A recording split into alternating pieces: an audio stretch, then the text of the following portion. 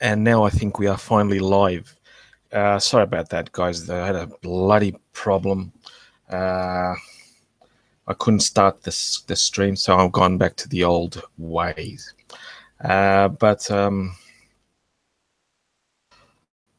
am so sorry. Shit happens. Um, Good to have you guys back on. Sorry about that again. Now let's get on with the actual article. Welcome to a new episode of What's Up in Archaeology. We are going to now do the two articles which I wanted to do. The first one deals with the natives of the Canary Islands and their DNA, where they came from. The second one is on Neanderthals again. So I hope you enjoy. For the mess up, we started a little bit late. It's only 8 minutes, so it's okay. So let's share. I've gone back to the old method of a quick hangout because OBS seems to hate my guts. And before I do that, I better close it because it's lagging. Good. There we have it. Much faster. Anyway, let's start. Let's start the program. Share the screen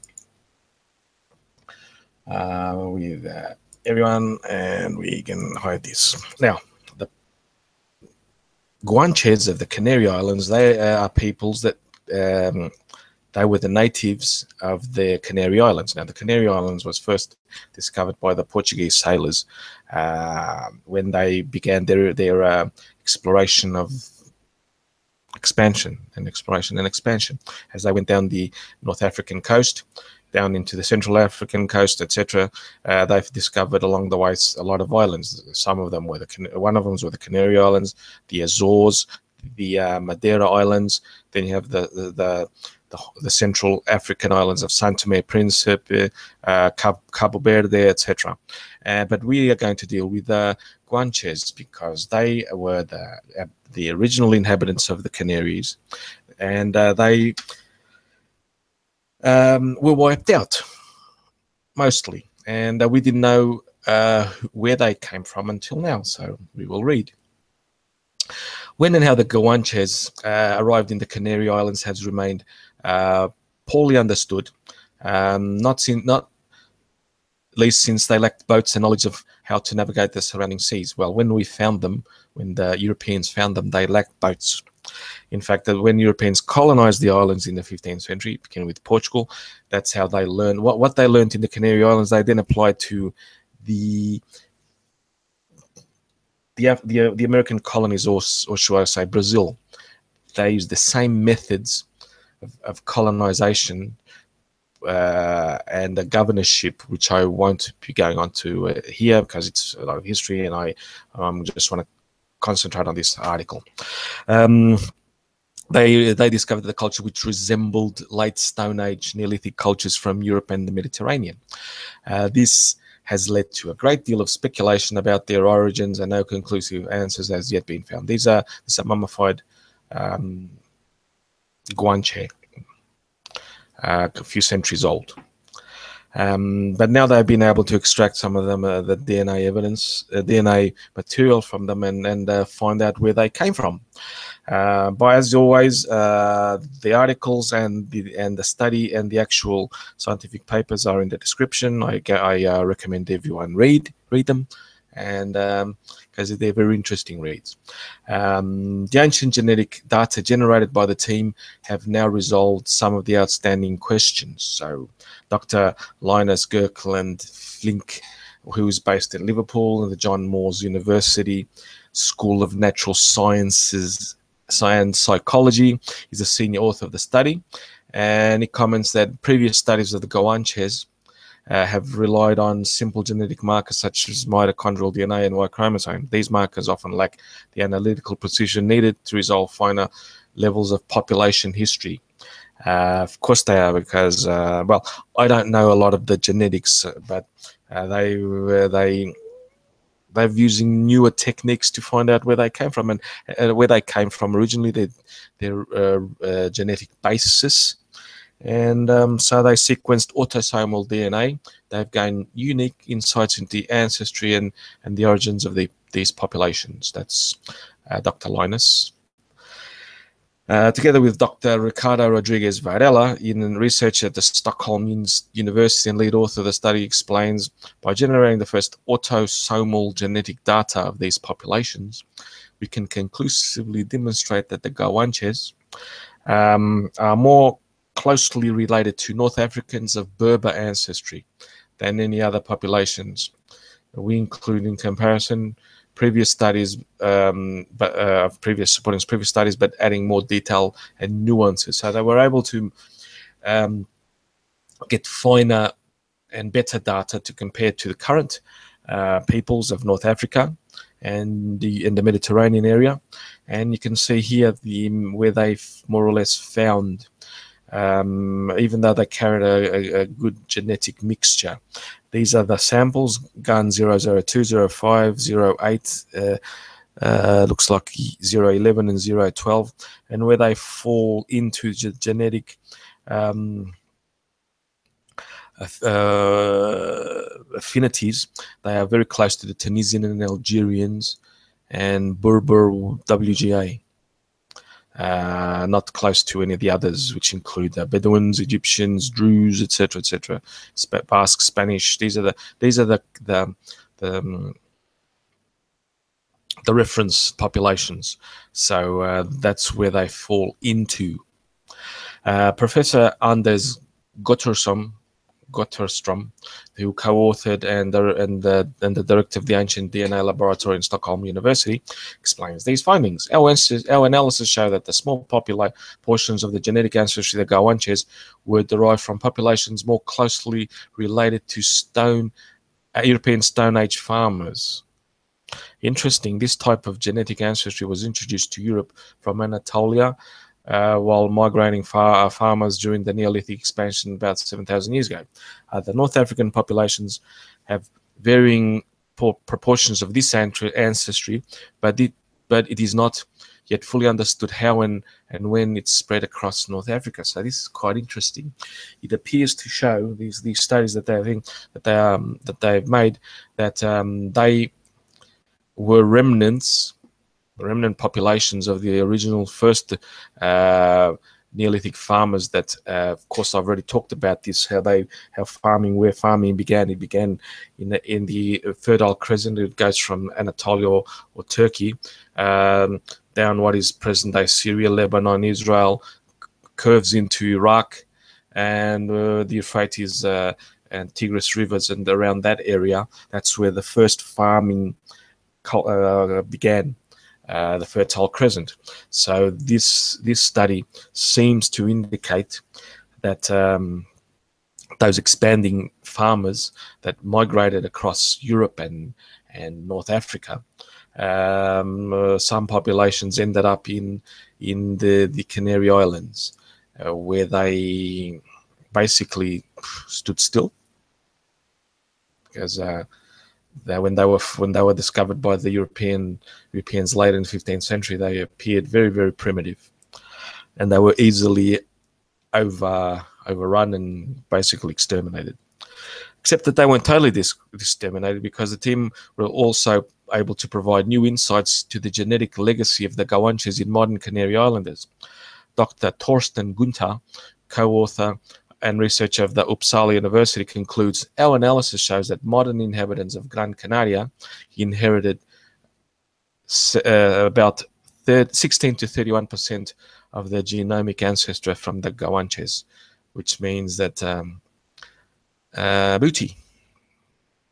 They basically were enslaved by the Portuguese, then the Spanish, until they were wiped out, and they survived genetically by mixing with the colonizers, invaders. Let's call them as they are. We were colonizers and invaders. So yes, you can look at the actual findings. There's this link here in Current Biology. If you click onto it, you get the actual study. It's comprehensive. It's not behind a paywall, and it's much better than of course than this. And it's a good read. I only skimmed through it, and because genetics is not my speciality, I use it, and I can understand the basics, but just the basics, not the actual in depth. So yes, that's the first article. I'm just going to have a drink. How's my voice? So I've sort of set up my microphone a little bit different today. How's the sound? I think it's getting a bit better. I could always turn on my the other one. Just going to have a drink. Yep. It's fine. I just tested it out. Just having a drink now. 1 second.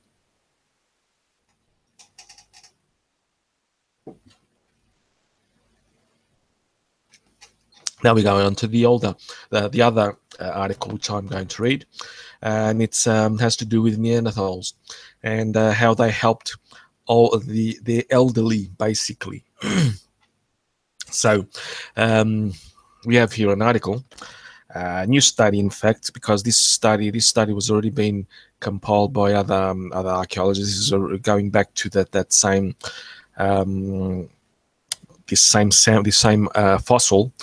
Of an older Neanderthal who lived around 50,000 years ago, who had suffered multiple injuries and other degenerations. He became deaf and must have relied on others to avoid prey and survive as well, and well into his 40s, which was a lot in for the Neanderthals.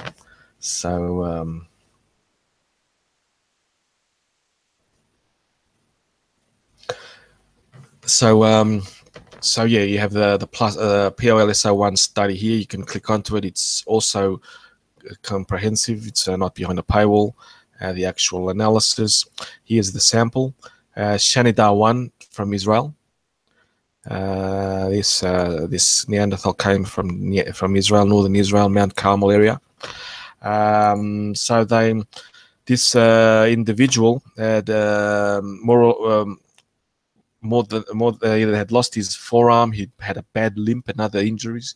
His deafness made him easy prey for the ubiquitous carnivores. Remembering at this time, the carnivores were the bears, especially the brown bears. Even the cave bears would attack humans. He had the lion. He had lions, big cats, lions, leopards, etc. He had wolves. He had other dogs. He had hyenas. Many carnivorous animals in this time of where they existed, and this individual depended on other members of his social group to survival. Eric Trinkhaus, I know him. He's a very good anthropologist, professor of anthropology at University Arts and Science University of St. Louis in Washington University in St. Louis, get it right. He also, along with the Portuguese archaeologist João Zilhão, identified and described possibly the first hybrid Homo sapiens sapiens neanderthalensis that was discovered, the Lapedo child, which is in central Portugal, near Leiria. So there's a city that's not, well, it's a bit far from me, but it's distance-wise, Portugal's small. So yes. Oh no, it's not. I mistake. It's not in Israel. It's in near Kurdistan. Shanidar 1. It was discovered in 1957 in Shanidar Cave in Iraqi Kurdistan by Ralph Solecki, an American archaeologist and professor emeritus of Columbia University. So it's not Shanidar. The Mount Carmel has one that's similar name. That's why my confusion. I apologize. And the previous studies of the Shanidar 1 skull and other skeletal remains have noted multiple injuries. You can see the pictures here, calcifications around his earlobe, ear hole, his ear canal, and he would have been stone death, most likely. If I'm not mistaken, he was also, because was it this one? He lost his front teeth, the front teeth here, and he did sustain a lot of injuries that aren't in this picture, but we know that he had sustained a serious blow to the side of his face, fractures and eventual amputation of the right arm. So they amputated his right arm at the elbow, and injuries to his right leg. And he survived. People, just let this sink in. They amputated his right arm, and he survived. He had fractures on his face, and you can see the calcifications on his ear canal. And because of the bony growth, etc. And he survived without modern medicine. He survived to old age, in Neanderthal old age anyway. It sort of makes you wonder, eh? They were tough, these guys. That's why I like them so much. And so, in addition to his other delimitations, a sensory deprivation would have made him highly vulnerable in his in the Pleistocene context, because he couldn't hear, probably couldn't see much either from the fracture that he sustained in his face. You can't see it here very well, but it was I think on this side here. So yes. The co-authors note that the survival of the hunter-gatherers of the Pleistocene presented numerous challenges, and all of these difficulties would have been markedly pronounced with sensory impairment. Of course they were. If they couldn't hunt. He could not even help a lot in gathering, because of his very physical condition. Wouldn't have let him. He had he had no right arm or the shoulder. His right leg was also very badly damaged. He couldn't hear, and probably because of his blow to his face, he probably couldn't see from one eye. Yet he reached to old age because of the social support of his group that he belonged to, his clan, his extended family, his tribe. So it sort of makes us enjoy ourselves, enjoy our modern life, how easy it is for us compared to what they endured. And they so the disability, the abilities of Shanidar 1, and especially his hearing loss, thereby reinforced the basic humanity of these much aligned archaic humans. Yes, the Neanderthals, they were humans, and that they have been maligned for such a long time, but I don't consider them archaic. That's just me. And today was a short one. I only had these two articles. I apologize again for the bad start. I couldn't get the other stream going, so I just restarted it, just copy and paste. So yes, now I can have a look at what's the chat on about, how everyone is on the chat, and I'll just stop sharing. Yes, Jeremy, I have to see the context of this, or else what am I doing? Whenever someone mentions Jeremy Corbyn, I price up. Oh shit! Oh, I can't talk too much, guys. I'm sorry about that. I can't mention controversial topics, because funny. I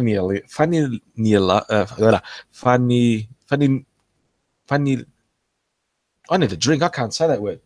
Funny enough.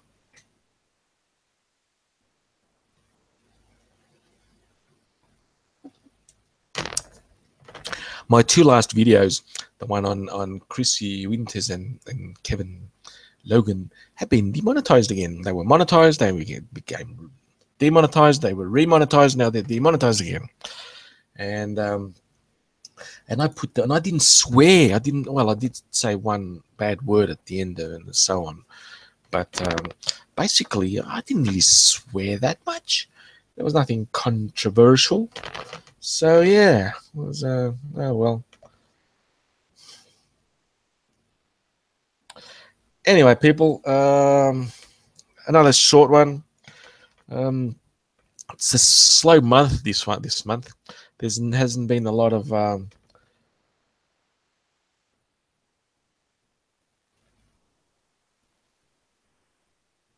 Occam's rota. I have 3.5%, and there's contradicting scales.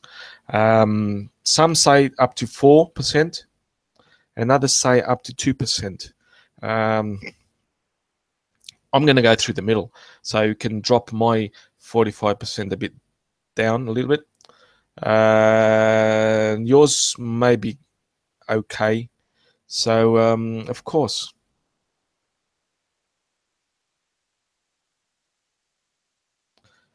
I will, John. I will. Oh, damn it, my eyes. I will watch it. No worries, mate. Um, yeah, and thank you all for coming along. Good night, all.